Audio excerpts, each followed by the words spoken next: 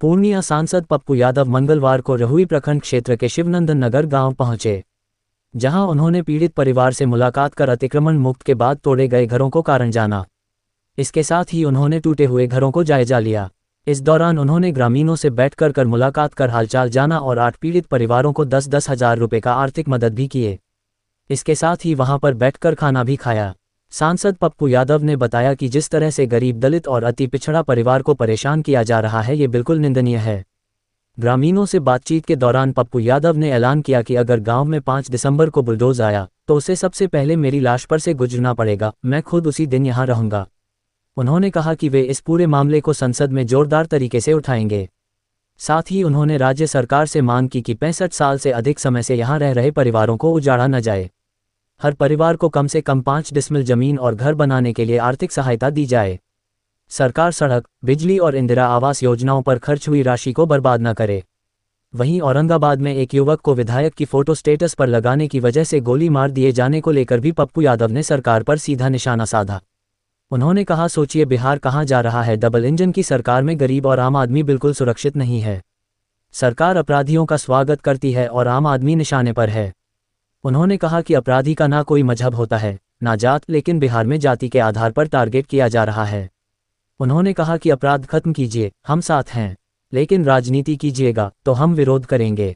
इस मौके पर युवा नेता राजू दानवीर, रंजन यादव, राकेश यादव, राजू यादव, मुकेश पासवान, रंजीत यादव, सुनील पासवान, प्रमोद यादव, वाल्मीकि पासवान समेत दर्जनों लोग मौजूद थे। तो हम लोग को तो समझिए कि सब कुछ से खत्म कर रहे हैं और अब आप हम लोगों को बेघर भी कर रहे हैं। हमारे बच्चों को, हमारी माँ को ठंडे महीने में तड़पने छोड़ दिए। वो किस तरह वो 2 बहन रो के बेहोश हो रही थी, तड़प रही थी। दोनों की शादी नहीं हुई, रिटायर कर गए। उसके पिता मजबूर हो गए। 2 बड़े भाई हैं जो पढ़ाई किसी तरह कर, उसके घर को आप तोड़ दिए। और ये कोई किसी की निजी जमीन भी नहीं है, यह जमीन तालाब की भी नहीं है, तालाब से बाहर की जमीन। हम मांझी जी, चिराग जी और उपेंद्र जी से आग्रह करेंगे, प्लीज पूरे बिहार में गरीबों का आशियाना छीना जा रहा है, इसको रोकिए। हाथ जोड़ते हैं। 5 तारीख को पूरा का पूरा खाली करने का निर्णय लिया गया। ये नहीं होगा। कल सदन चलता तो ये मुद्दा उठता और उठाएंगे। और यदि 5 तारीख को घर तोड़िएगा तो हमारे लाश पर आपको तोड़ना होगा। हम यहां सोएंगे आकर के, आप चढ़ा दीजिएगा गाड़ी।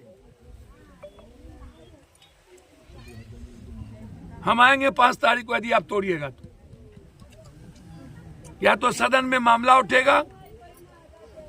इसीलिए हम 8 परिवार को अभी 10-10 हज़ार की स्थिति नहीं थी। मैंने कहा कि अगले बार जिसका घर टूटा है उसका लिस्ट बनाइए, अब पूरे परिवार की हम मदद करेंगे। और सरकार से आग्रह अंतिम करके जा रहे हैं, इसी पंचायत में जब तक 5 डिसमिल जमीन और घर बनाने का पैसा नहीं देते हैं, तब तक 65 साल से जो परिवार 4-5 पुश्त रह करके अपनी जिंदगी जिया है और सरकार का पैसा लगाया है, रोड और बिजली और इंदिरा आवास बनी है, उस पैसे को बर्बाद मत कीजिए और हमारे गरीबों का घर खत्म हो। इसलिए हम सरकार से मांग करते हैं, हम कानून का सम्मान करेंगे, लेकिन इसी पंचायत में 5-5 डिसमिल जमीन पहले आप घर बना करके दीजिए, तब मेरे गरीबों का निवाला और आशियाना छीनिए। अन्यथा मरता क्या नहीं करता